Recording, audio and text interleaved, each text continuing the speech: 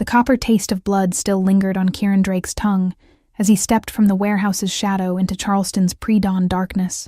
20,000 in cash weighing down his jacket pocket from the underground poker game that had turned violent an hour before midnight. At 28, he'd learned to navigate the city's criminal underbelly with surgical precision, his reputation as someone who resolved disputes without unnecessary bloodshed, making him valuable to the families who controlled the port. The historic district's cobblestones gleamed wet under streetlights, antebellum architecture standing witness to transactions that would never appear in legal records, and Kieran moved through this world like a ghost who'd forgotten how to be human. The sound hit him before the impact, small footsteps running desperately, breath coming in panicked gasps that cut through the humid night air with terrifying clarity. Kieran's hand moved instinctively toward the weapon concealed beneath his jacket. Survival instincts honed through years of navigating betrayal and ambush, but he froze when the source of the sound collided directly with his legs. A child stood before him, maybe 4 years old, blonde curls escaping from beneath a thin hood, red dress visible under a coat that had been nice once, but now bore the unmistakable signs of careful repair and desperate preservation. "Sir, my mom didn't wake up," the little girl said, her voice carrying a steadiness that seemed impossible for someone so small, blue eyes looking up at him with a trust that made something twist painfully in Kieran's chest. He'd spent the last decade building walls between himself and anything resembling vulnerability, but this child's gaze penetrated defenses he hadn't known could be breached. Her small hand reached out to grasp his wrist with surprising strength, fingers ice-cold even through the expensive fabric of his shirt, and Kieran felt the world he'd carefully constructed begin to shift beneath his feet. "What do you mean she didn't wake up?" The question emerged rougher than intended, years of cultivated menace making even genuine concern sound like a threat, but the child didn't flinch from his intensity. She tugged at his hand with increasing urgency, pulling him toward a narrow alley between buildings that wealthy tourists would never see, where Charleston's carefully preserved history gave way to reality its Chamber of Commerce preferred to ignore. Kieran's mind calculated risks automatically. This could be a setup, some rival family's elaborate trap, a play against him when his guard was down. But the genuine terror in the child's expression made such calculations feel obscene. The night air carried scents of garbage and desperation, of lives lived in the margins of a city that prided itself on charm and hospitality, and Kieran felt anger rising in his throat, alongside something he refused to name. "She was coughing really bad and her skin got hot like the stove, and I tried to shake her but she won't open her eyes." The words tumbled out in a rush as they moved deeper into the alley, the girl's small legs working frantically to maintain pace with Kieran's longer stride. They reached a rusted fire escape, clinging to a building that should have been condemned, and the child began climbing with practiced efficiency that spoke of too many nights navigating these metal bones alone. Kieran followed, his mind already identifying exits and threats, even as he recognized the absurdity of treating a child's crisis as a tactical situation requiring strategic assessment. The fire escape groaned under his weight, metal protesting centuries of neglect and moisture that corroded everything in this coastal climate. But it held. They climbed 3 stories, each landing revealing windows into lives that existed just blocks from million-dollar homes where people slept without fear of eviction or hunger or illness that couldn't be treated.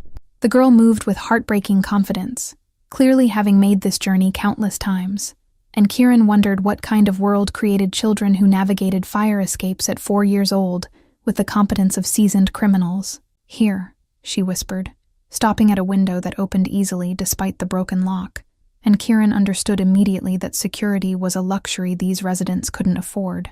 He lifted her through first, then followed, dropping into a studio apartment that measured perhaps 300 square feet, every inch meticulously organized to maximize space that would never be enough. The air inside was thick with fever heat and the sweet, sick smell of infection, and Kieran's stomach clenched with recognition of scents he'd encountered too many times in his line of work, though never in circumstances quite like these. The woman lay on a narrow bed against the far wall, blonde hair darkened with sweat plastered to skin that burned with a flush Kieran could see from across the room, even in the dim light filtering through grimy windows.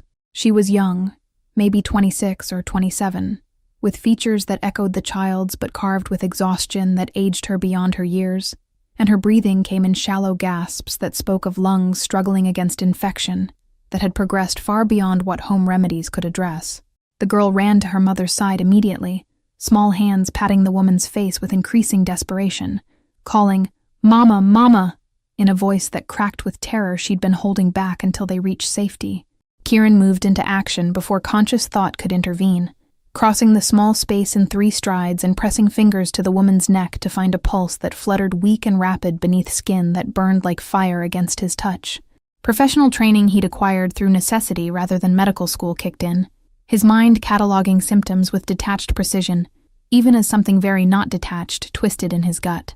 The woman's lips carried a bluish tinge suggesting oxygen deprivation. Her breathing labored enough to indicate pneumonia or worse, and the fever raging through her body meant infection had reached the stage where minutes might matter more than hours. "How long has she been like this?" Kieran asked, pulling out his phone while scanning the apartment for medication bottles or medical information that might inform emergency responders about existing conditions or allergies. The girl pointed to a chipped clock on the wall that read 2:47 a.m., then held up small fingers in a gesture that took Kieran a moment to interpret.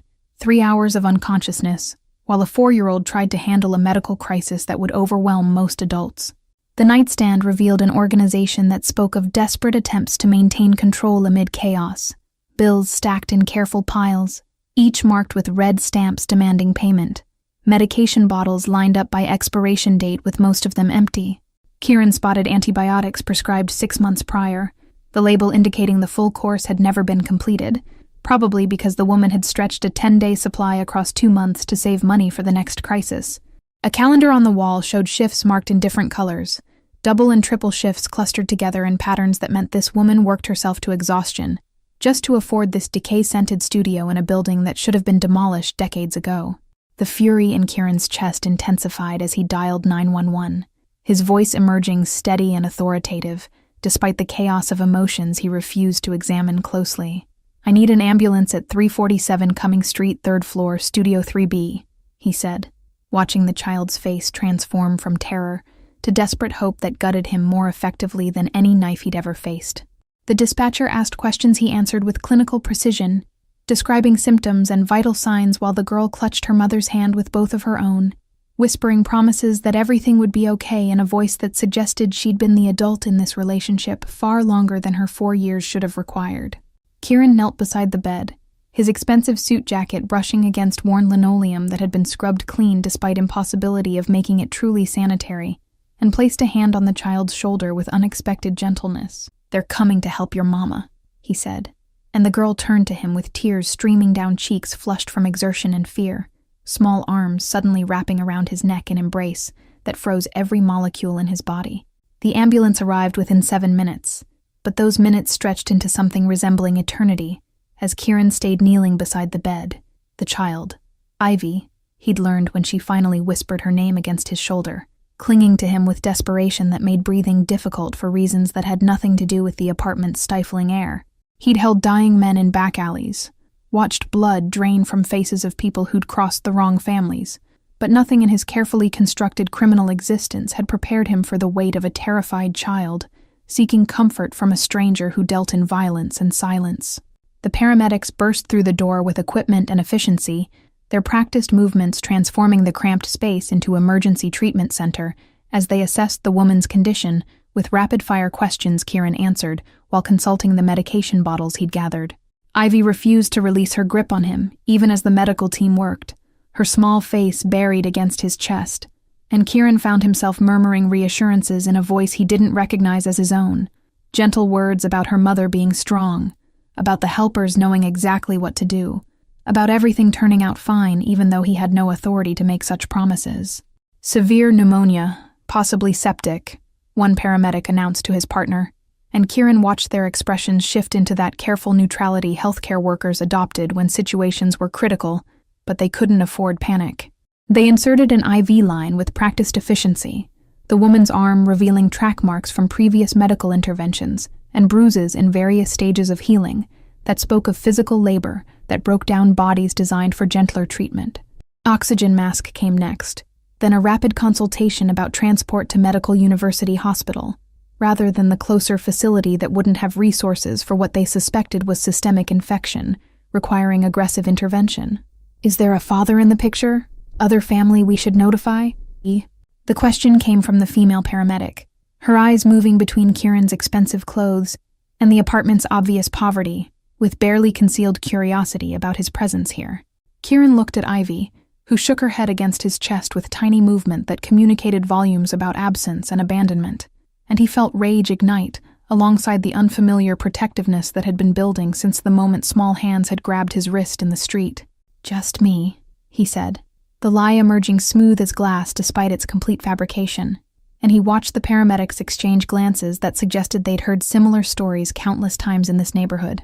They didn't question his claim, too focused on stabilizing their patient for transport, and Kieran realized with dark clarity that he'd just inserted himself into a situation that would require explanations he couldn't provide without exposing identities he'd spent years keeping separate from anything resembling normal human interaction. The descent down the fire escape with Ivy in his arms while paramedics maneuvered the stretcher through the building's narrow internal stairwell felt surreal, as though Kieran had stepped out of his actual life into some alternate reality where he carried frightened children and made promises about sick mothers to strangers. The pre-dawn air had shifted toward morning, humidity rising with the approaching sun, and Charleston's historic district was beginning to wake around them, delivery trucks rumbling over cobblestones, early shift workers heading toward the port, the city's dual nature becoming visible as wealth and poverty existed in uncomfortable proximity. Ivy's weight against his chest felt simultaneously insignificant and monumental, her small body trusting him with complete faith despite having known him less than an hour. And Kieran wondered what desperation looked like when it wore the face of a 4-year-old who'd learned that adults couldn't always be relied upon to wake up when called. The ambulance waited at the building's front entrance. Back doors opened to receive the stretcher that emerged moments later, carrying the woman whose name he still didn't know. And Kieran made a decision that he recognized even in the moment as potentially catastrophic to the carefully maintained boundaries of his existence. "I'm riding with them," he told the paramedics, climbing into the ambulance before they could protest. Ivy still wrapped around him like she'd grown roots into his ribcage. The female paramedic opened her mouth to object, probably about regulations regarding non-family members, but something in Kieran's expression made her reconsider, and she simply nodded before securing the stretcher and signaling her partner to start moving. The doors slammed shut. Siren began its urgent wail, and Kieran found himself in the back of an ambulance racing through Charleston's waking streets, while holding a child who'd somehow dismantled every defense he'd spent a decade constructing. The ride to the hospital passed in a blur of medical jargon and monitoring equipment, the woman's condition apparently stable enough for transport, but critical enough that the paramedics maintained constant vigilance over vitals that fluctuated with concerning irregularity. Ivy had finally released her death grip on Kieran's neck, but she kept one small hand fisted in his shirt while watching the medical team work on her mother, with eyes that had seen too much for someone whose entire existence could be measured in 4 years. Kieran found himself stroking her blonde curls automatically, the gesture foreign, but somehow natural, and he wondered distantly when exactly he'd become the kind of person who comforted traumatized children, instead of being the source of trauma others fled from. "What's her name?" he asked quietly, nodding toward the woman on the stretcher, and Ivy's voice emerged small but clear in response. "Mama's name is Celeste, like the stars. She says we're both named after sky things because that's where dreams live, and we should never stop dreaming even when things are hard." The child's matter-of-fact delivery of what was clearly a memorized phrase gutted Kieran more effectively than any violence he'd experienced, and he felt something crack in his chest that he'd believed had calcified beyond the possibility of breaking. The ambulance pulled into the hospital's emergency bay with a lurch that sent equipment rattling, and suddenly they were surrounded by a new team of medical professionals who descended on the stretcher with coordinated urgency that spoke of protocols perfected through repetition. Kieran climbed out with Ivy in his arms, following the controlled chaos into the hospital's fluorescent brightness, and he caught his reflection in glass doors that slid open automatically. A man in a blood-spotted designer suit carrying a child in a worn red dress, looking nothing like the enforcer who'd left that poker game hours ago, and everything like someone whose entire world had just been knocked off its axis by a collision he never saw coming. The emergency room's waiting area smelled of antiseptic and desperation, a combination Kieran had encountered before, but never while holding a small child who'd fallen asleep against his shoulder after exhaustion finally overwhelmed her adrenaline. He'd given the intake coordinator what little information he could fabricate, claiming to be a friend who'd found Celeste unconscious, carefully omitting details about fire escapes and pre-dawn encounters that would raise questions he couldn't answer, without exposing the reality of his presence in that neighborhood at that hour. The coordinator had looked skeptical, but accepted his vague explanations, more concerned with insurance information that Kieran had promised to handle personally, already calculating how to funnel money through legitimate channels that wouldn't trigger investigations into his actual sources of income. Dawn broke properly through the waiting room's large windows, painting everything in shades of gold that felt obscene given the circumstances, and Kieran watched Charleston wake up around him, while Ivy's small body grew heavier, with sleep's complete surrender. Other people filtered through the emergency department, a teenager with a skateboarding injury, an elderly man clutching his chest, a woman with a gash on her forehead, each one accompanied by family or friends who belonged in this space of crisis and comfort in ways Kieran decidedly did not. He'd spent years perfecting the art of invisibility, of moving through crowds without leaving impressions or memories, but sitting here with a sleeping child made anonymity impossible, and he felt exposed in ways that had nothing to do with criminal liability. A nurse approached after what felt like hours but was probably only 45 minutes. Her scrubs decorated with cartoon characters that suggested pediatric specialization, and her expression carried the careful neutrality medical professionals used when delivering news that required delicate handling. "Are you Ivy's father?" she asked, and Kieran felt the question like a punch despite its predictability, the casual assumption that he belonged to this child, highlighting the absurdity of a situation he'd somehow committed himself to, without conscious decision. He shook his head, preparing explanation, but Ivy stirred against his shoulder and murmured, "That's Kieran. He saved Mama," in a sleep-thick voice that made the nurse's expression soften with understanding. That was probably completely inaccurate. "Celeste is stable but critical," the nurse explained, kneeling to bring herself to Ivy's eye level, as the child woke more fully, rubbing small fists against eyes still puffy from tears she'd cried earlier. "She has pneumonia that's very serious, and she'll need to stay in the hospital for at least a week. Maybe longer, depending on how she responds to antibiotics." The medical explanation continued with details about sepsis risk and respiratory support, but Kieran's mind had already moved to logistics. Who would care for Ivy during her mother's hospitalization? What would happen to their apartment if rent went unpaid? How would Celeste manage medical bills that would undoubtedly reach catastrophic levels, even with whatever minimal insurance she might have? Ivy's small hand found Kieran's again, her grip tight with renewed fear, and she looked up at him with those blue eyes that had somehow become his responsibility, without any formal agreement or legal standing. "Can Mama wake up now?" The question carried hope that shouldn't have survived the night's trauma, and Kieran felt his throat constrict with emotions he had no framework for processing. The nurse explained gently that Celeste was sleeping to help her body fight the infection, that she'd be able to see her Mama later today, once the doctors finished their treatments, and Ivy nodded with understanding that seemed far too mature for 4 years of existence. "Is there family we can call? Someone who can take care of Ivy while her mother recovers?" The nurse directed the question at Kieran, assumption clear that he would know the answer despite their lack of actual relationship, and he found himself meeting Ivy's gaze with silent question he had no right to ask. The child shook her head minutely, then whispered, "It's just us and Mama.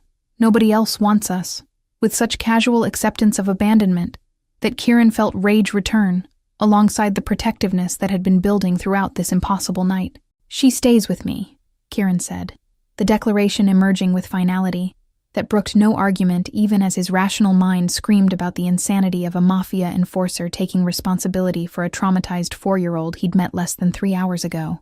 The nurse's eyebrows rose slightly, professional mask slipping to reveal surprise, and Kieran could see her mental calculations about appropriateness and safety and whether this situation required intervention beyond medical care. He straightened his posture slightly, allowing some of the authority he wielded in very different contexts to shade his presence, and watched her decide that questioning him would create complications she didn't have time or energy to navigate. "I'll need contact information and identification," she said finally, producing paperwork that would create a paper trail Kieran normally avoided with religious dedication. But he accepted the clipboard without hesitation, because the alternative was Ivy being processed into a foster system that would separate her from her mother and likely cause more trauma than she'd already endured. He filled out forms with one hand while keeping the other around Ivy's small shoulders, using one of his legitimate business addresses and a phone number that actually reached him, but wasn't connected to his more questionable activities, creating a fiction of normalcy that felt more dangerous than any criminal operation he'd ever participated in.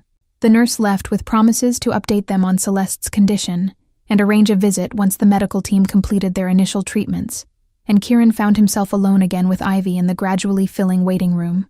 The child had retreated back into silence, her small body pressed against his side, and he could feel tremors running through her that spoke of delayed shock, finally catching up to adrenaline that had kept her functioning through the crisis. Morning light continued to strengthen through the windows, and Kieran realized with strange detachment that he'd crossed some invisible line during this night, that the person who'd walked into that poker game no longer existed in any meaningful sense. "Are you hungry?" he asked quietly, the question feeling absurdly domestic given everything else happening. But Ivy nodded against his shirt, and he felt relief at having a concrete problem to solve. The hospital cafeteria would be open by now, serving breakfast to staff and visitors who belonged in this world of healing and hope, and Kieran stood carefully with Ivy in his arms, her weight settling naturally against his hip, as though they'd practiced this hold countless times.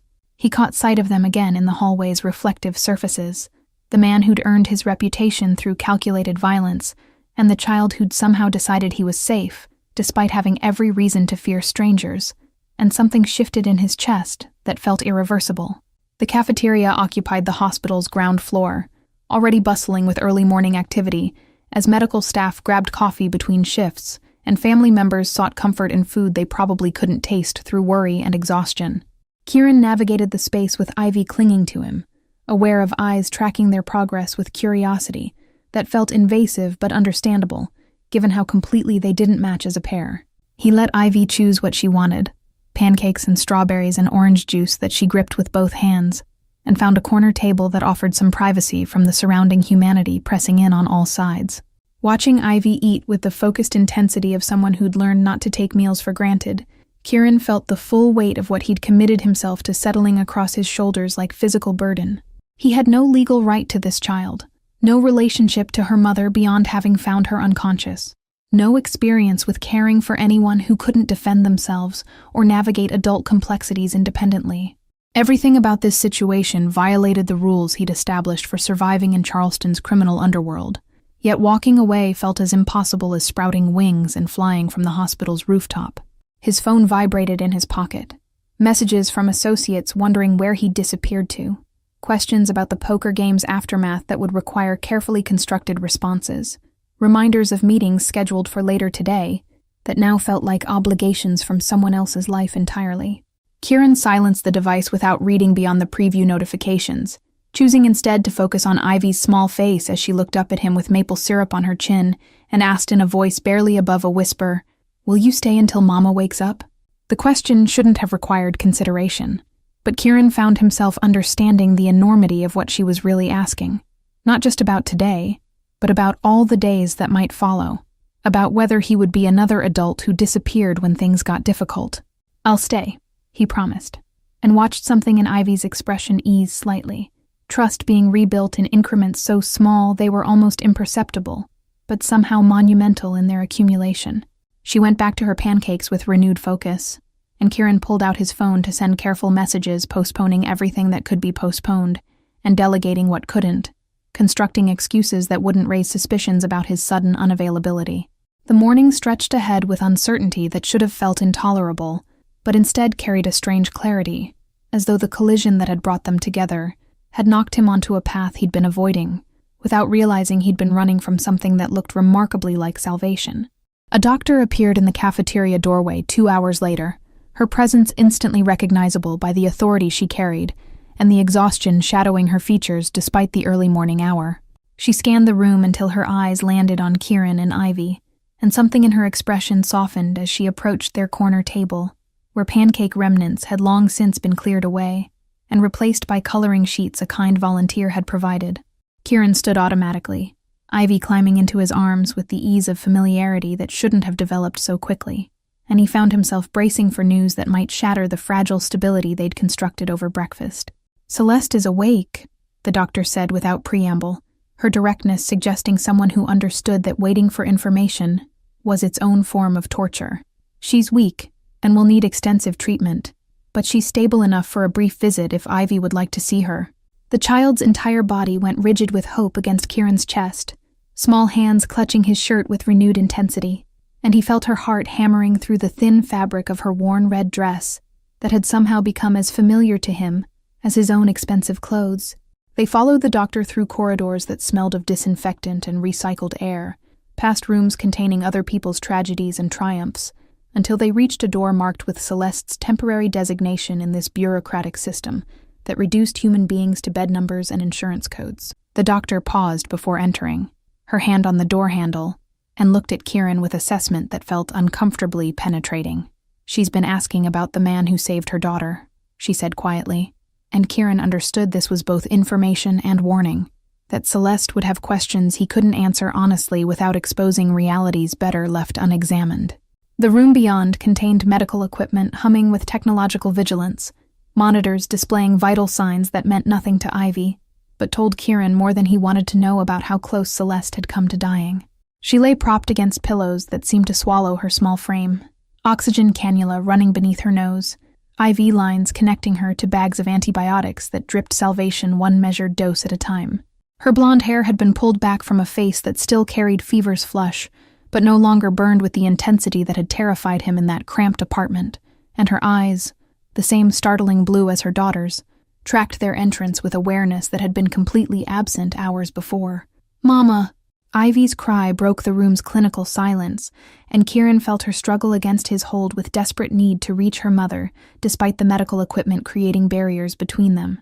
He approached the bed carefully, aware of the doctor hovering near the door, and nurses moving in the hallway beyond, and lowered Ivy onto the mattress beside Celeste, with gentleness that came from somewhere he didn't recognize in himself. Mother and daughter came together with the kind of reunion that made looking away feel necessary. But Kieran found himself unable to turn from the sight of Celeste's arms wrapping around Ivy with strength that shouldn't have been possible given her condition. "Thank you," Celeste whispered over Ivy's blonde curls, her voice hoarse from intubation and fever, but carrying weight that transcended the simple words. Her gaze met Kieran's across the small space separating them, and he saw intelligence there alongside the gratitude, questions forming behind exhaustion that would require answers he wasn't prepared to provide. "The nurses said you brought her here, that you stayed with her all night. I don't understand why a stranger would—" Her voice cracked, tears spilling over cheeks that had probably shed too many already, and Kieran felt something twist in his chest that made breathing difficult. "She found me when you wouldn't wake up," Kieran said, keeping his voice steady through effort that cost more than any poker game bluff he'd ever maintained. "I couldn't leave her alone." The explanation felt inadequate for decisions that had altered the trajectory of his entire existence. But Celeste nodded, as though it made perfect sense that her 4-year-old had approached a dangerous stranger in Charleston's pre-dawn streets, and somehow found the one person who would actually help, rather than exploit or ignore her desperate situation. Ivy had burrowed against her mother's side, small body finally relaxing after hours of tension that had kept her functioning through crisis, and Kieran watched Celeste stroke her daughter's hair with trembling fingers that spoke of weakness, battling fierce maternal love. "I tried so hard to stay awake," Celeste said, words emerging thick with guilt and shame that made Kieran's anger return full force, not at her, but at systems that forced mothers to choose between medical care and rent, between antibiotics and food, between their own survival and their children's immediate needs. The doctor cleared her throat from the doorway, professional intrusion into a moment that had become too intimate for the clinical setting, and announced that Celeste needed rest and continued monitoring before more extensive visiting could be allowed. Ivy's small face crumpled with protest, but Celeste whispered something in her ear that made her nod reluctantly, and Kieran found himself receiving the child back into his arms, like a package whose contents had become infinitely more precious and fragile than anything he'd ever been trusted to carry before. "I'll take care of her," Kieran said, the promise emerging without conscious thought, but feeling more binding than any oath he'd sworn to the families who controlled Charleston's criminal operations.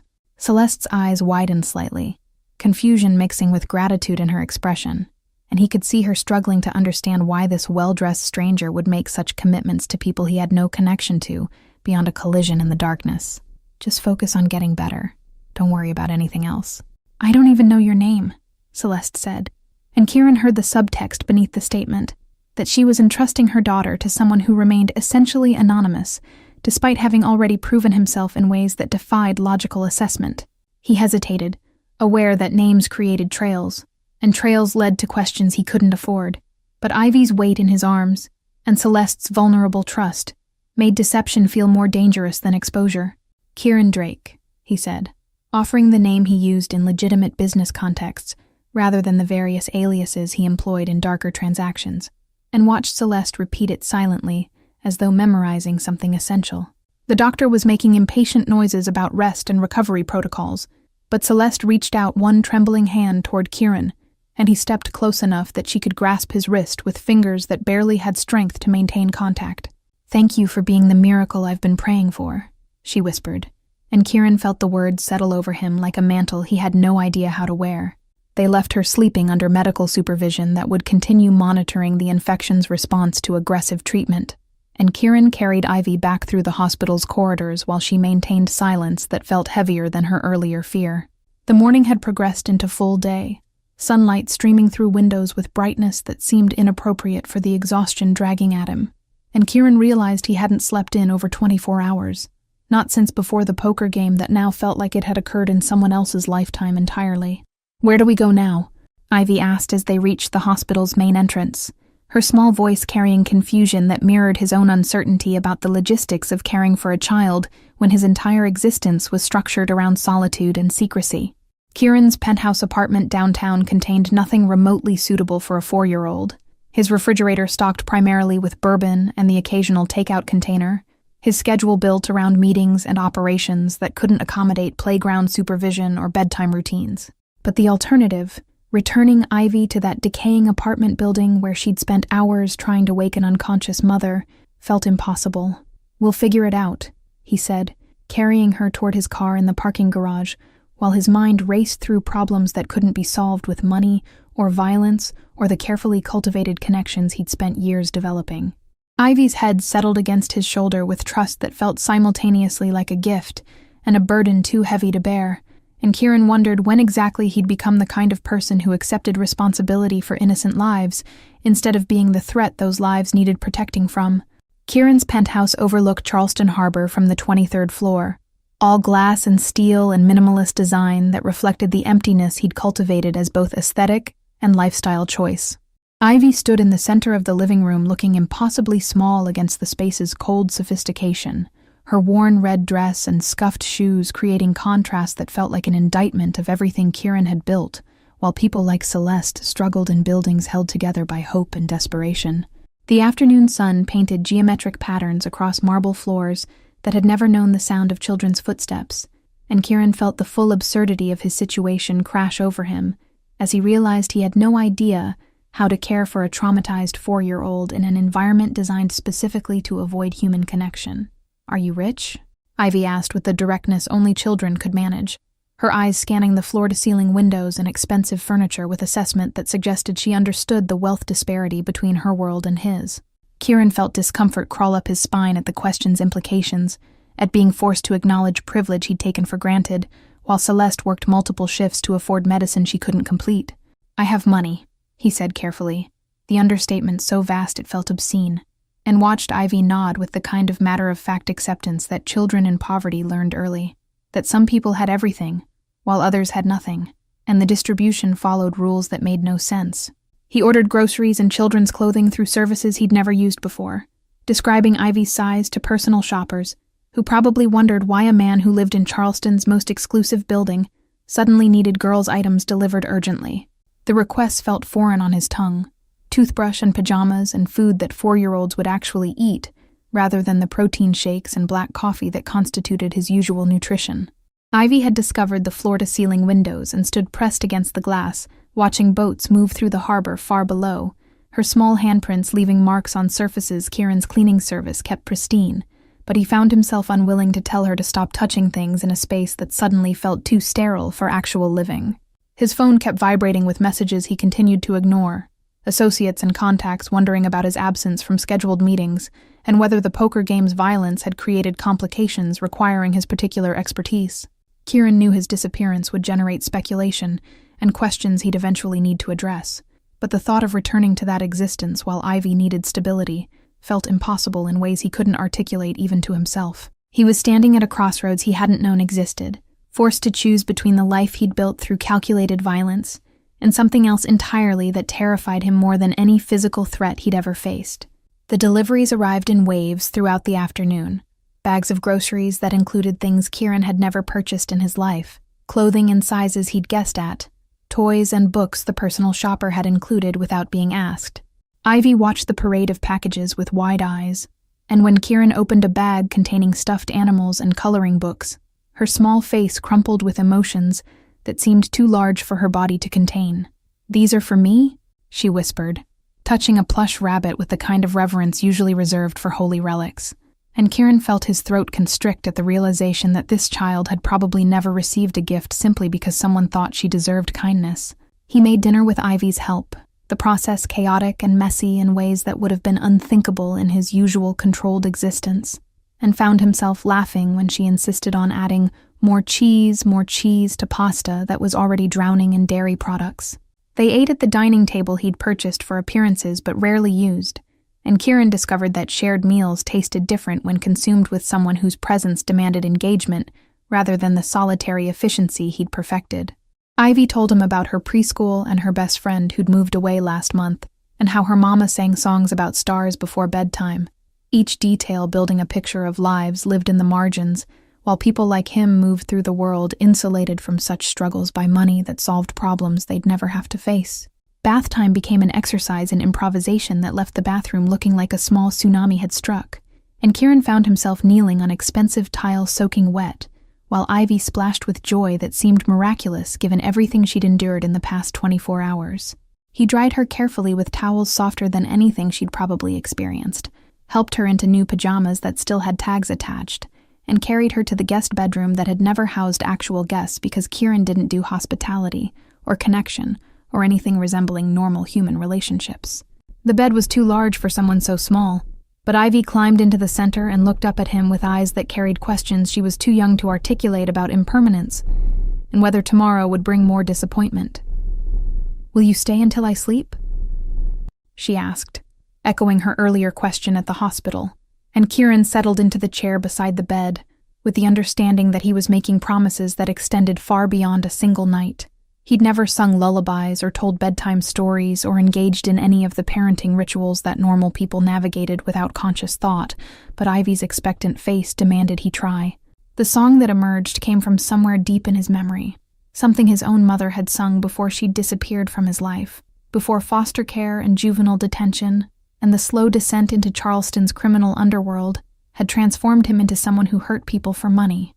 His voice cracked on the melody he hadn't remembered knowing, and Ivy's eyes drifted closed with the kind of trust that felt sacred, her small hand still clutching the plush rabbit like a talisman against darkness that had already touched her far too intimately.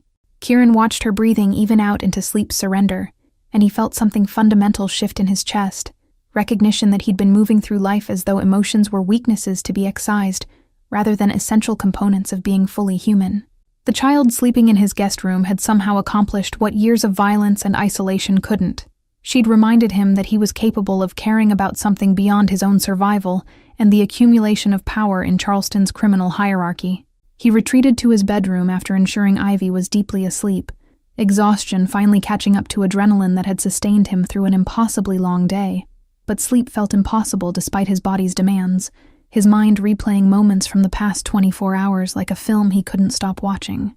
Celeste's face haunted him particularly, the gratitude mixed with confusion in her expression when she'd woken to find her daughter safe, the vulnerability she'd shown despite obvious strength that had kept her fighting long past when most people would have surrendered. He'd encountered countless people in his criminal work, but none had affected him the way this woman did, this struggling mother who'd worked herself into septic pneumonia trying to provide for a child who deserved so much more than the world was offering. The next morning arrived too early, dawn light streaming through windows that faced east over the harbor, and Kieran woke to find Ivy standing beside his bed, staring at him with the intensity only 4-year-olds could manage. "Is Mama okay?" she asked, the question suggesting she'd been awake for a while, worrying about things children shouldn't have to worry about. And Kieran felt guilt join the complex mix of emotions he was still learning to navigate. He called the hospital before breakfast, speaking with nurses who reported Celeste's condition as improving, but still critical, and relayed the information to Ivy, while watching relief transform her small features. They visited the hospital again that afternoon, Ivy carrying a drawing she'd made using supplies from the packages delivered yesterday. a picture of 3 stick figures holding hands beneath a sun that blazed with yellow crayon enthusiasm. Celeste was sitting up when they arrived, color returning to her cheeks and strength evident in movements that had been trembling weakness the day before. She held Ivy for long minutes, breathing in her daughter's scent, like it was oxygen more essential than what flowed through the cannula beneath her nose. And when she looked up at Kieran, her eyes carried questions that demanded answers he wasn't sure how to provide. "How long can you keep her?" Celeste asked, when Ivy became absorbed in arranging the stuffed animals Kieran had brought from the penthouse, her voice low with the kind of desperation that came from understanding the precariousness of her situation. Medical bills were already accumulating at rates that would bankrupt someone who'd been barely surviving before this crisis. Her job at the hotel likely gone after days of unexplained absence, the apartment's rent coming due with no money to cover it. Kieran saw calculations happening behind her eyes, the mathematics of poverty where every variable pointed toward catastrophe and solutions required miracles she had no right to expect from a stranger who'd already done more than anyone could reasonably ask. "As long as necessary," Kieran said, and watched shock replace resignation in Celeste's expression. He'd spent the previous evening researching options while Ivy slept, his mind approaching the problem with the same strategic thinking he applied to criminal operations. But every legitimate avenue led to bureaucracies that would separate mother and daughter or create dependencies that stripped Celeste of the dignity she clearly valued above charity. "I have resources, and I'd like to help beyond just temporary childcare. Your medical bills, the apartment, whatever you need to get stable." "I can't accept that," Celeste said immediately, pride evident in the set of her jaw, despite the weakness that kept her confined to a hospital bed. "I'm not looking for a savior, and I won't be someone's charity project." The words carried steel beneath their exhaustion, and Kieran felt respect join the complicated feelings developing toward this woman who refused rescue even when drowning. "I appreciate everything you've done for Ivy, but I need to stand on my own feet. I need to know I'm providing for my daughter through my own work, not someone else's pity." Kieran understood the need for agency, had felt it himself during his own struggles before finding his place in Charleston's criminal world, but watching Celeste try to negotiate from a position of complete powerlessness made anger return alongside the protectiveness he was still learning to acknowledge. "What if it wasn't charity?" he asked, mind already formulating plans that straddled the line between legitimate business and the operations that actually funded his lifestyle. "I own several restaurants in the historic district. One of them needs a manager, someone who understands hospitality and can handle the complexity of running a high-end establishment. It's a real job with real responsibilities and competitive salary." The offer was partially fabricated. The restaurant existed but currently had perfectly competent management, but Kieran could make the fiction reality with a few phone calls that would restructure operations to accommodate his sudden need for personnel changes. Celeste's eyes narrowed with suspicion that suggested she understood jobs didn't simply materialize for women who'd been unconscious days before, but he could see her weighing pride against pragmatism, the need to provide for Ivy against the reality that she had no other options currently available. "Why would you do this?" she asked, the question carrying weight beyond its simple construction, and Kieran found himself without answer that wouldn't reveal too much about the transformation happening beneath his carefully maintained surface. "Because Ivy deserves stability, and you've clearly been fighting for that alone for too long," he said finally, the truth feeling dangerous but necessary in ways he couldn't quite articulate. "Let someone help carry the weight for a while. Accept the job, focus on recovering, and we can figure out the rest as we go." Celeste studied him with intensity that made Kieran feel exposed, despite years of perfecting masks that revealed nothing, and he wondered what she saw when she looked at him, whether she recognized the violence he carried beneath expensive clothes, or whether Ivy's trust had created illusions about his essential nature. Celeste was released from the hospital after 8 days of aggressive antibiotic treatment, her body still weak, but no longer actively fighting infections that had nearly killed her. Kieran arranged transportation, despite her protests about needing to manage things herself, and he watched something in her expression shift when the car pulled up to his building, rather than returning toward the neighborhood where her apartment stood empty, and probably already re-rented, given her inability to pay rent during hospitalization. "I can't stay here," she said, tension evident in shoulders that straightened despite exhaustion. But Ivy was already unbuckling her seatbelt with excitement about showing Mama the harbor views and the stuffed rabbit that slept in her new bed. "You need somewhere safe to recover before starting work," Kieran said, keeping his voice neutral despite the nervous energy thrumming through him at the prospect of Celeste seeing how he lived. of her presence in spaces he'd designed specifically to avoid intimacy or connection. The guest room is available, and Ivy's already settled into a routine here. Consider it temporary housing until you're strong enough to find your own place. The careful casualness of his tone suggested this was simple practicality rather than the calculated restructuring of his entire existence around their needs. But Celeste's sharp gaze suggested she wasn't fooled by his attempts at nonchalance. The penthouse felt different with Celeste's presence filling spaces that had been empty, despite expensive furniture and carefully curated art. She moved through rooms with the assessment of someone trained in hospitality management, her eyes catching details that revealed more about Kieran than he'd intended. The lack of personal photographs or mementos, the kitchen that showed minimal use despite high-end appliances, the overall aesthetic that prioritized appearance over actual living. Ivy gave an enthusiastic tour that highlighted her favorite discovery spots, and the window seat where she watched boats while eating breakfast. And Kieran found himself seeing his home through their eyes, recognizing how the space reflected isolation he'd mistaken for preference rather than the defense mechanism it actually represented. Settling into cohabitation required adjustments that felt monumental for someone who'd lived alone by choice for the past decade. Celeste insisted on contributing to household tasks despite her weakness, her need for independence manifesting in small ways that Kieran learned not to challenge directly. She cooked meals that transformed his sterile kitchen into something resembling an actual home, the sense of dinner preparation replacing the usual silence with evidence of human habitation. Ivy thrived on having her mother nearby, the tension that had shadowed her during Celeste's hospitalization dissipating into the kind of childhood exuberance that filled the penthouse with laughter and the constant chatter of 4-year-old observations about everything from cloud shapes to why boats floated.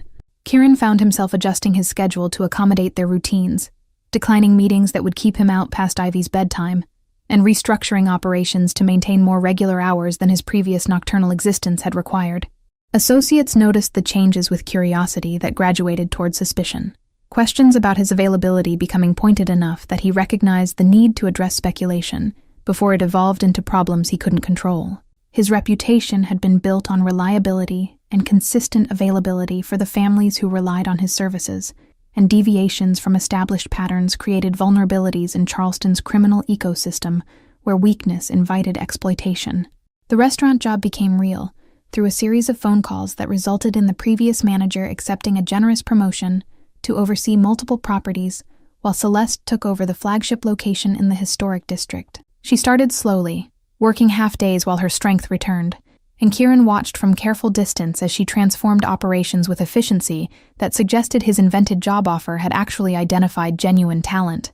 The staff responded to her leadership with respect that couldn't be manufactured, and customer satisfaction metrics improved within weeks of her taking control, validating what had begun as a convenient fiction, but revealed itself as legitimate business decision. Evenings developed their own rhythm that felt dangerously domestic, Celeste and Kieran sharing wine after Ivy went to sleep, conversations ranging from restaurant operations to childhood memories, to careful avoidance of topics that would expose too much about his actual sources of income. He told her he worked in import-export with vague references to shipping and logistics that weren't technically lies, but obscured the criminal nature of goods he actually moved through Charleston's port. Celeste seemed to sense boundaries he wasn't ready to cross, her intelligence evident in questions she didn't ask about business that kept him out at odd hours, or associates who called with urgency that suggested life-or-death stakes beyond legitimate commerce. The first time their hands touched reaching for the same wineglass felt electric in ways Kieran hadn't experienced since before cynicism had calcified his capacity for genuine connection. Celeste pulled back immediately, professional distance reasserting itself, but something in her eyes suggested she'd felt it too, the current running between them that transcended gratitude or convenience, or any of the practical reasons that justified their continued proximity. Kieran found himself hyper-aware of her presence in ways that disrupted concentration he relied on for survival, her laugh from another room capable of derailing thoughts about operations that required absolute focus to execute without catastrophic consequences. Ivy noticed the tension before either adult acknowledged it, her 4-year-old observations cutting through pretense with characteristic directness. "Do you like Mama?" she asked Kieran one morning while they made pancakes together, Celeste still sleeping after a late shift at the restaurant, and he felt the question land with weight, far exceeding its simple construction. "Of course I like her," he said carefully, aware he was navigating territory more dangerous than any criminal negotiation he'd handled. But Ivy shook her head with the impatience children showed adults who deliberately misunderstood obvious questions. "No, like her. The way people do in movies before they kiss," she clarified. And Kieran found himself without response that wouldn't either lie to her or admit feelings he wasn't ready to examine closely. The moment crystallized a week later during dinner when Celeste laughed at something Ivy said, and Kieran felt his chest constrict with the realization that he'd fallen for this woman without conscious decision or strategic planning that usually governed his choices.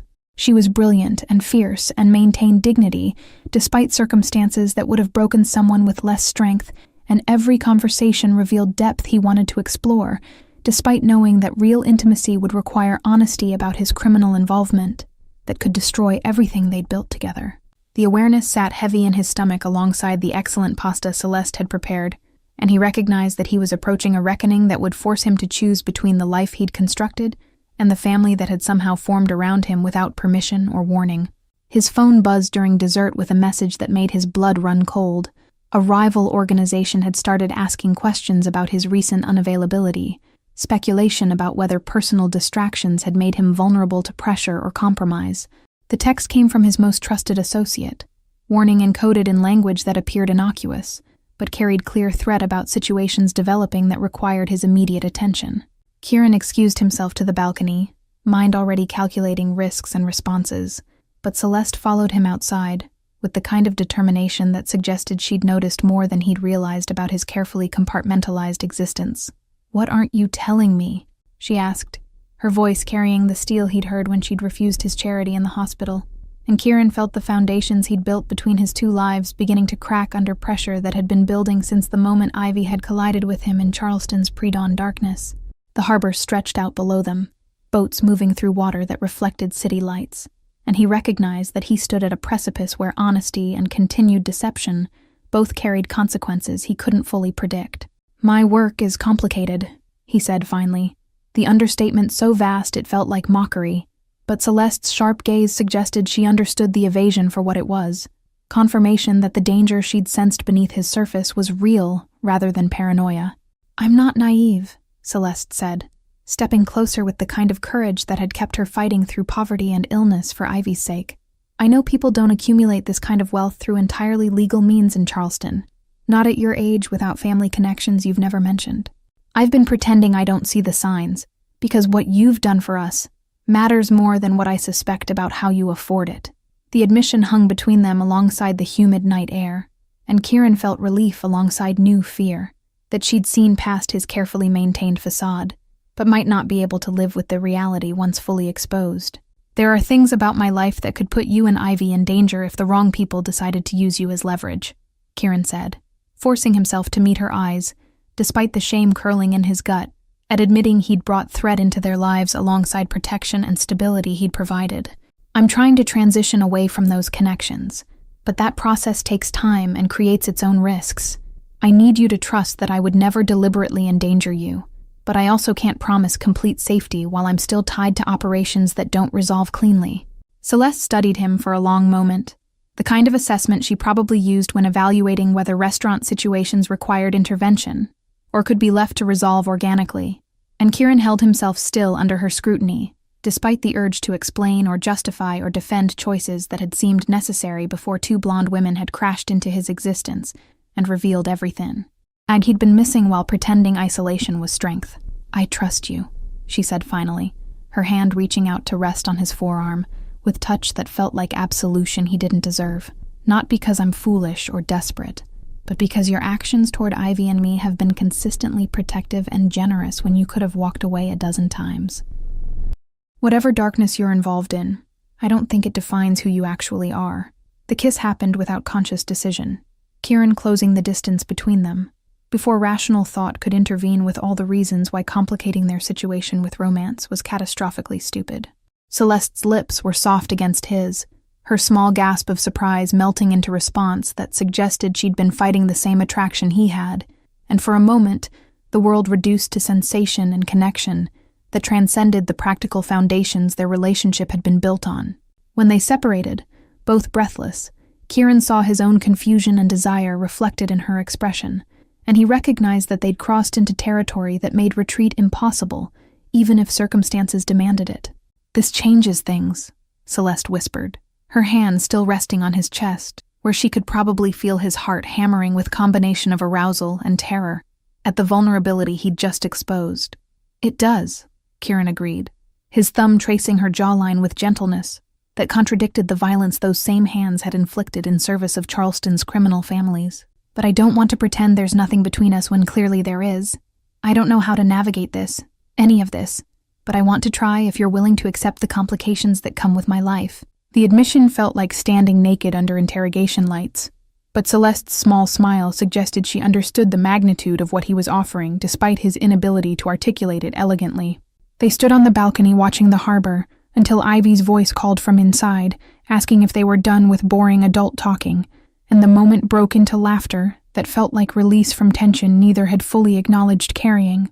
Returning inside to find Ivy surrounded by art supplies she'd apparently discovered in Kieran's rarely used office, they exchanged glances that carried new weight alongside the easy domesticity they'd developed over weeks of cohabitation. Whatever they were becoming, family, partnership, something without clear definition, felt simultaneously fragile and inevitable, and Kieran recognized that protecting it would require confronting dangers he'd been avoiding since the text message had arrived during dinner, threatening to expose exactly how complicated his life actually was.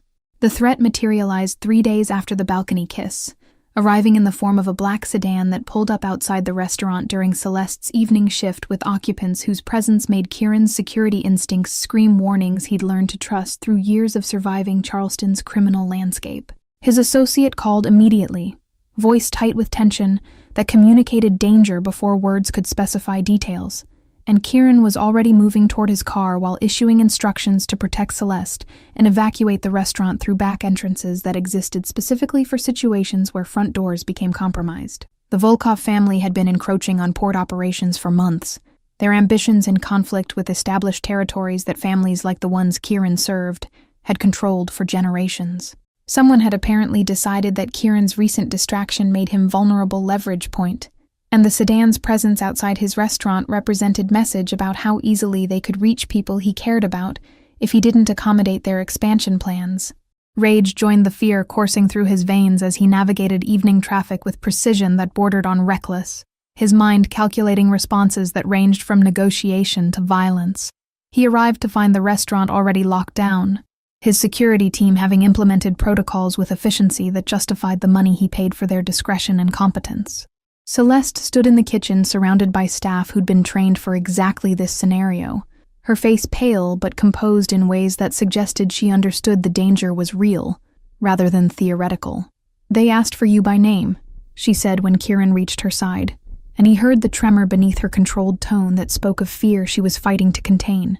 "Said they wanted to discuss business opportunities and would wait outside until you arrived to have the conversation," Celeste continued, and the casual phrasing couldn't disguise the threat implicit in armed men appearing at his legitimate business. Kieran felt the careful separation he'd maintained between his two lives collapsing under pressure that had always been inevitable once he'd allowed himself to care about people who could be used against him. He made calls while his security team maintained perimeter watch, reaching out to contacts who owed him favors or feared his reputation enough to provide information without asking questions that would require answers he couldn't give. The Volkov situation was worse than he'd realized. They'd been systematically targeting associates in his network, applying pressure designed to isolate him from support structures that had kept him safe through years of navigating Charleston's criminal ecosystem. His relationship with Celeste and Ivy had apparently been identified as his most significant vulnerability, and the sedan outside represented opening move in a campaign that wouldn't end with simple intimidation.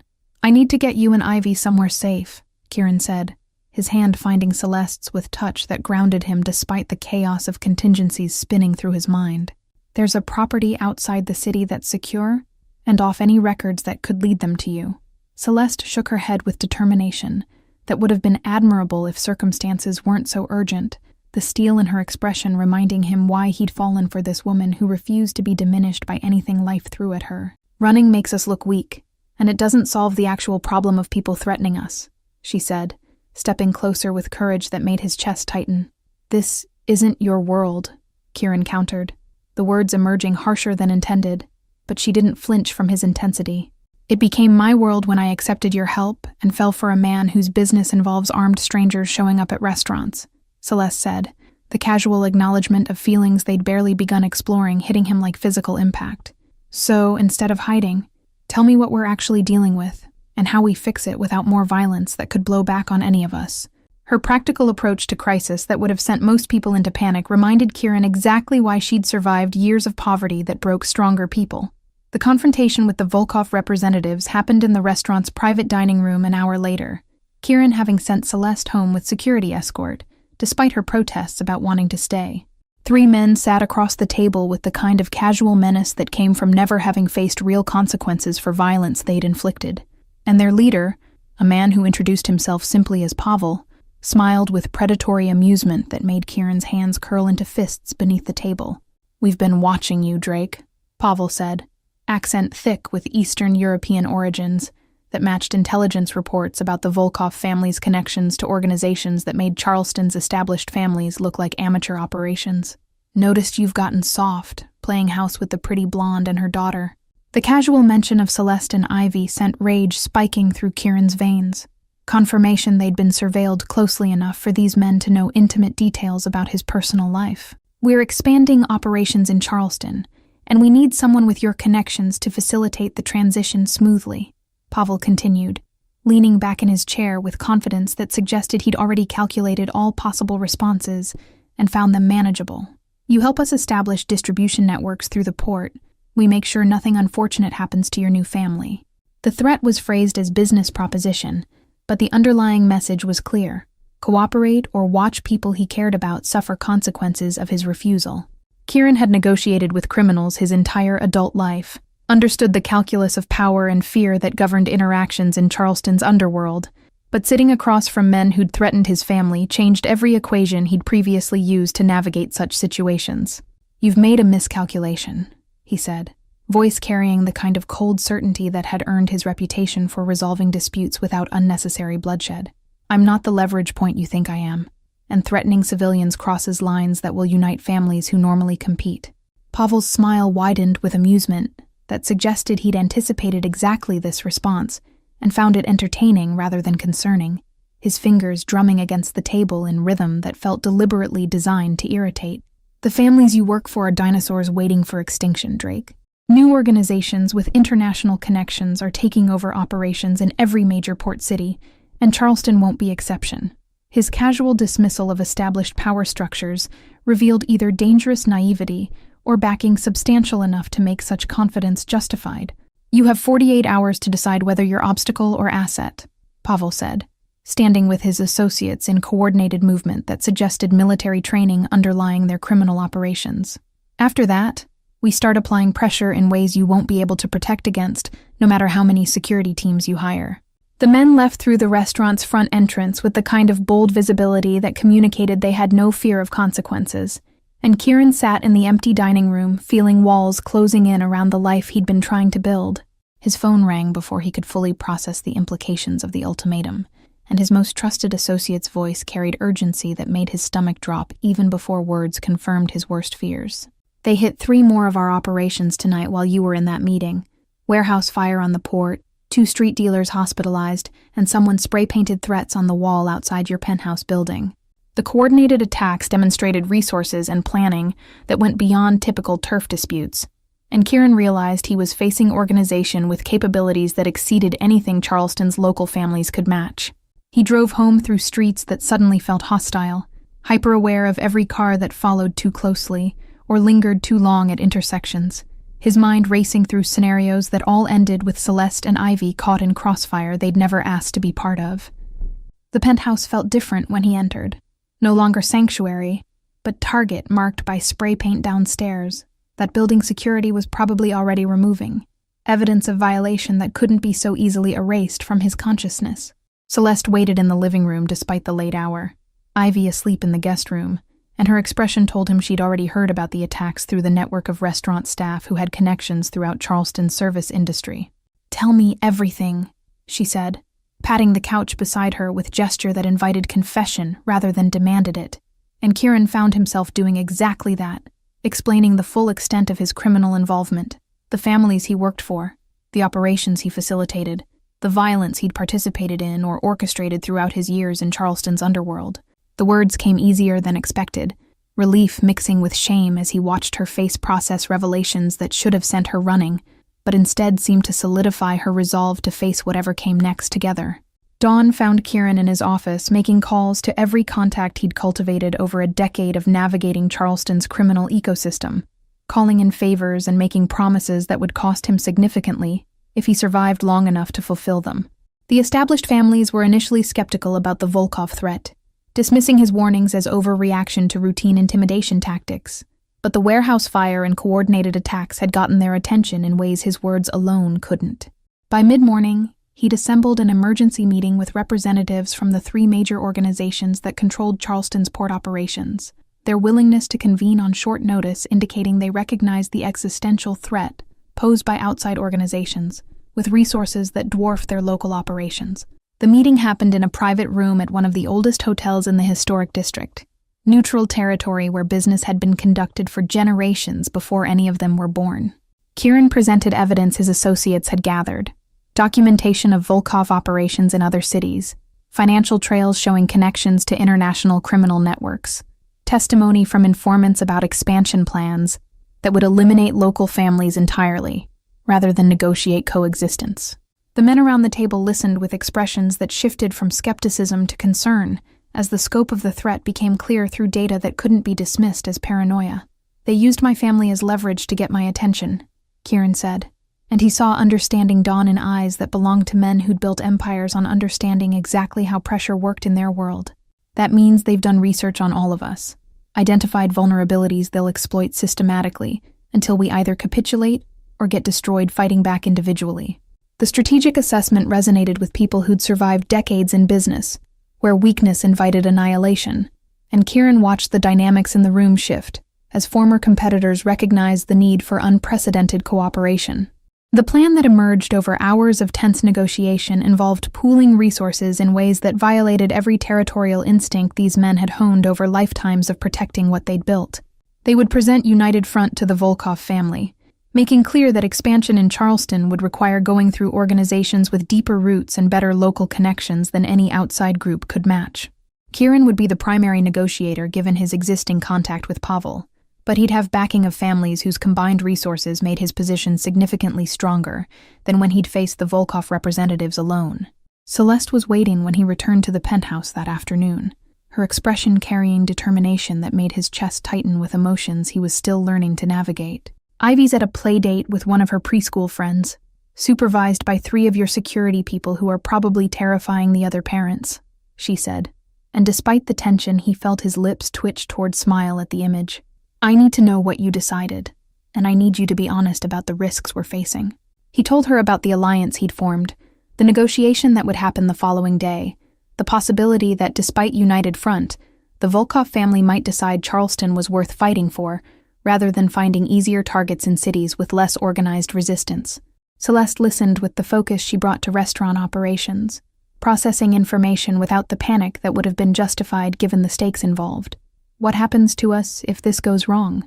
she asked, and Kieran appreciated that she said us, rather than separating herself and Ivy from consequences of his choices. "I've arranged contingencies, new identities, accounts they can't trace, property in cities where you could start over if I don't survive the fallout," Kieran said, the words tasting like ash because planning for their future without him.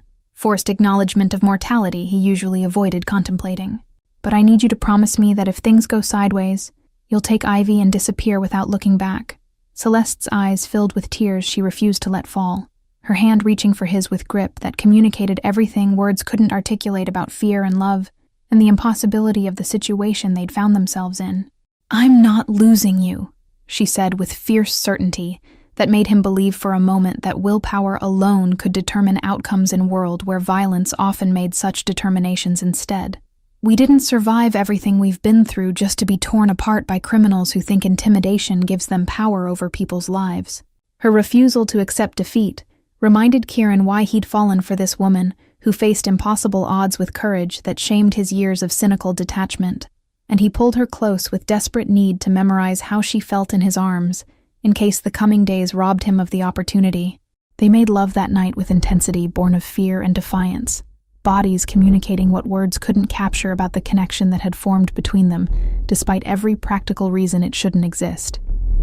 Afterward, lying tangled together while Charleston's lights painted patterns across the ceiling, Kieran felt peace that had eluded him his entire adult life. "I love you," he said, the words emerging easier than expected, despite never having spoken them to anyone since childhood, had taught him that love was liability rather than strength.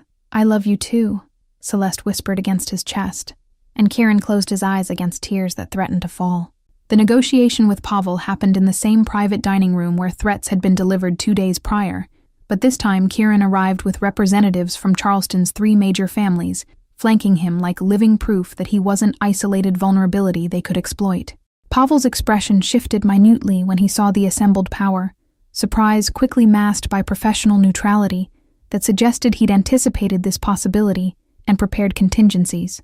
The conversation that followed lasted 3 hours, tension thick enough that Kieran could taste it alongside the coffee that went cold in cups no one actually drank from.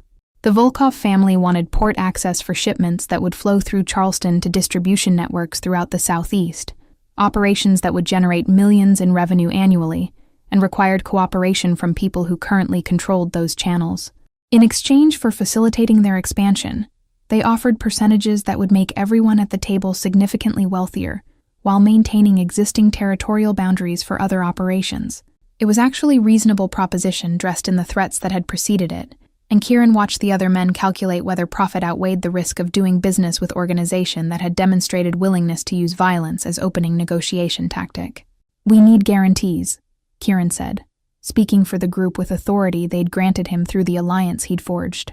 "No retaliation for the resistance you've encountered, no targeting of families or civilians, and clear boundaries about which operations remain under local control versus joint ventures." Pavel nodded with the kind of easy agreement that made Kieran's instincts scream warnings about concessions that came too smoothly. But the other men seemed satisfied with terms that preserved their power while opening new revenue streams. The deal was structured over the following week with lawyers who specialized in creating contracts that appeared legitimate while documenting agreements that would never see inside of courtroom. Kieran negotiated protections for Celeste and Ivy that were written into the terms with specificity that made them untouchable as long as the alliance held, insurance against future threats that had motivated his cooperation. Pavel signed with flourish that seemed almost mocking, but Kieran took satisfaction in knowing he'd converted threat into partnership that actually strengthened his position in Charleston's criminal ecosystem. But the victory felt hollow when he returned home to find Ivy drawing pictures of families holding hands beneath impossibly large suns, her 4-year-old artwork capturing innocence he'd almost destroyed through decisions made before he'd known she existed. Celeste looked up from where she was reviewing restaurant inventory with expression that told him she understood the cost of their safety, that the compromise he'd reached meant continuing involvement in operations he'd been trying to distance himself from. "Is it over?" she asked, and Kieran nodded while recognizing that over was relative term in world where alliances shifted and yesterday's partners became tomorrow's enemies, depending on circumstances beyond any individual's control. "For now," he said, pulling her close with need to feel her solid reality against him, proof that he'd managed to protect what mattered, despite the moral compromises required. "But I meant what I said about transitioning away from this life. The deal buys us time and safety, but I want out completely eventually." Celeste's arms tightened around him with understanding that eventually might take years they didn't have. That extraction from criminal operations wasn't a simple matter of deciding to walk away when roots ran as deep as his did into Charleston's underworld. 6 months passed with the kind of normalcy that felt surreal, given the violence that had preceded it, the Volkov alliance holding steady while Kieran systematically restructured his involvement to emphasize legitimate business operations over criminal facilitation. The restaurants expanded to 3 locations, all managed by Celeste with expertise that transformed them into destinations that drew tourists and locals equally, and Kieran found purpose in building something legal that could sustain them without the constant threat of arrest or retaliation. Ivy started kindergarten at a private school where security was tight, but invisible, her blonde curls bouncing as she ran to greet him each afternoon with stories about friends, and learning that filled the penthouse with joy he'd never imagined his life could contain. The proposal happened on a humid evening in early autumn, Charleston's summer heat finally breaking into temperatures that made the harbor breeze feel like relief, rather than just moving hot air around. Kieran had planned an elaborate romantic gesture involving the restaurant's private dining room and flowers, and all the traditional elements he'd researched obsessively. But the moment crystallized unexpectedly, when Ivy asked why some of her friends had parents with the same last name while theirs were all different. The innocent question cut through pretense and planning, and Kieran found himself kneeling in their living room with ring he'd been carrying for weeks, while Celeste stared at him with shock that melted into tears. "I know this isn't the life you imagined when Ivy ran into a stranger in the dark," he said, words tumbling out without the polish he'd practiced but carrying truth that mattered more than eloquence. "But you've both transformed me into someone I didn't know I could be, and I want to spend whatever time I have making sure you never doubt how completely you're loved."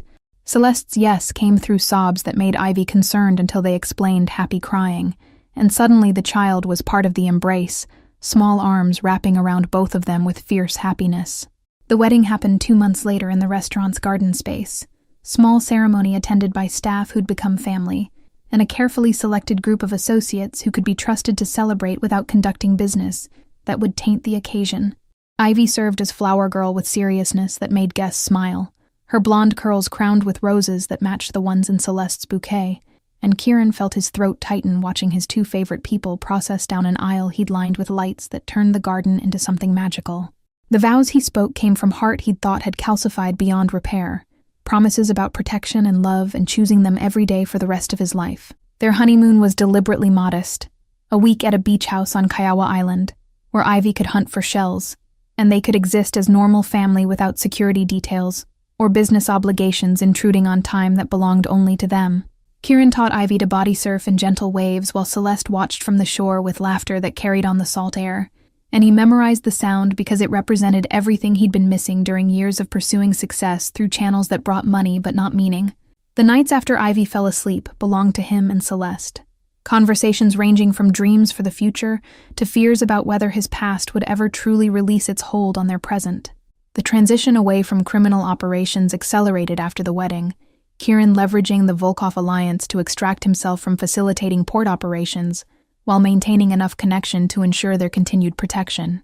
He sold his interests in ventures that couldn't be legitimized, funneling money into restaurant expansion and property investments that would provide income without requiring moral compromises that kept him awake at night.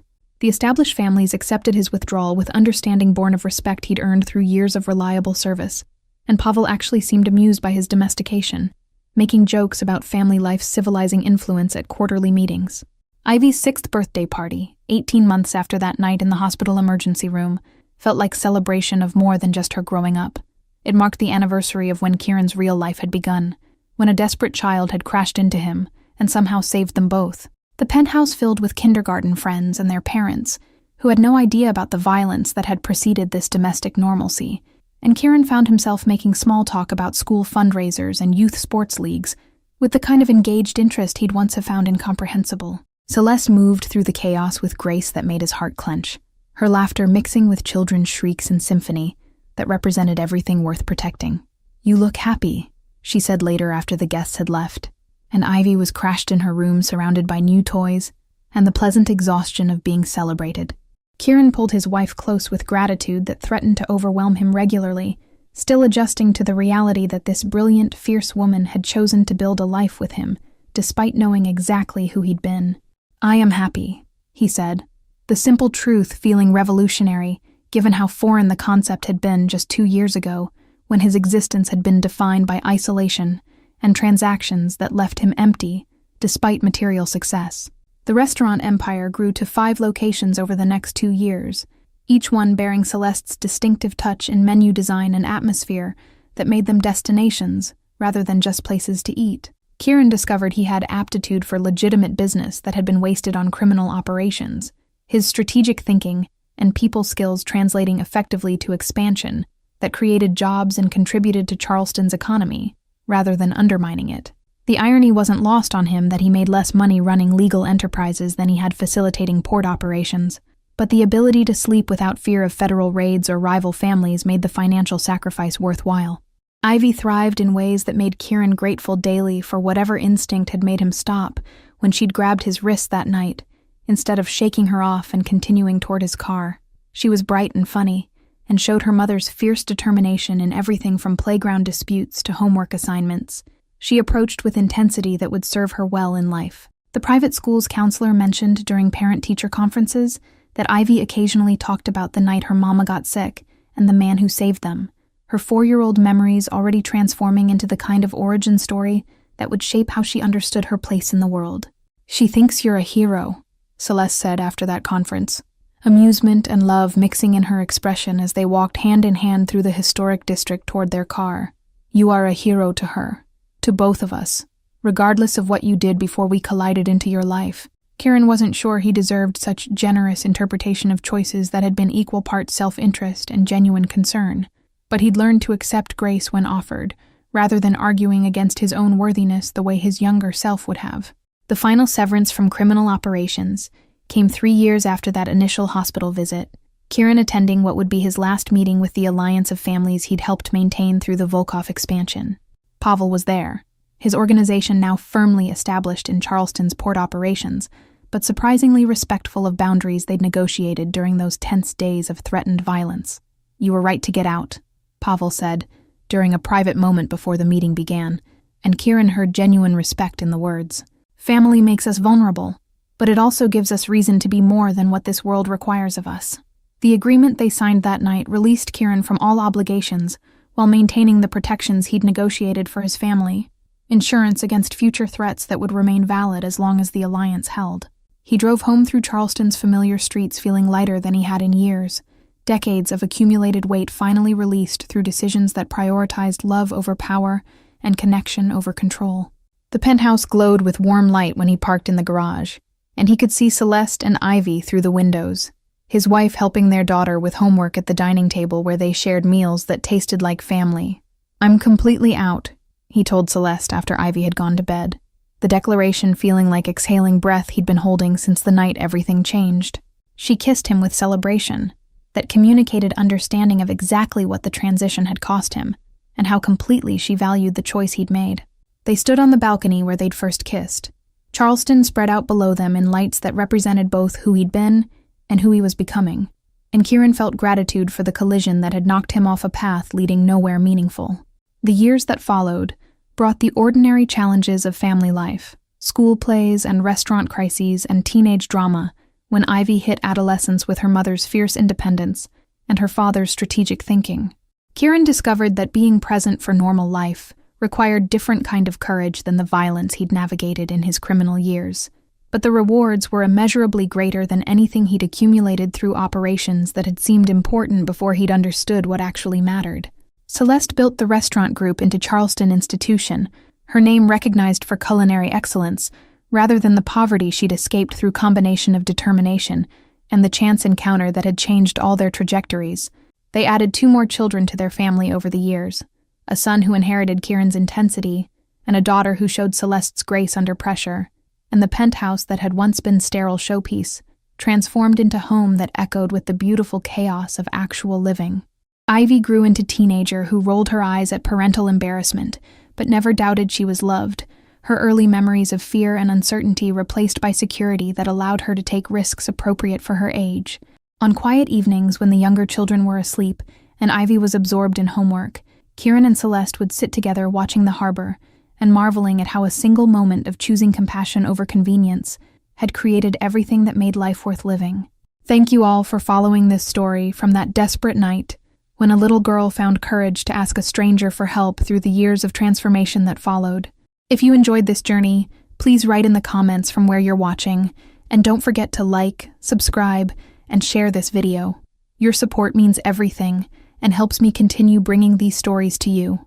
Until next time, remember that sometimes the most important moments in our lives arrive disguised as interruptions we never expected.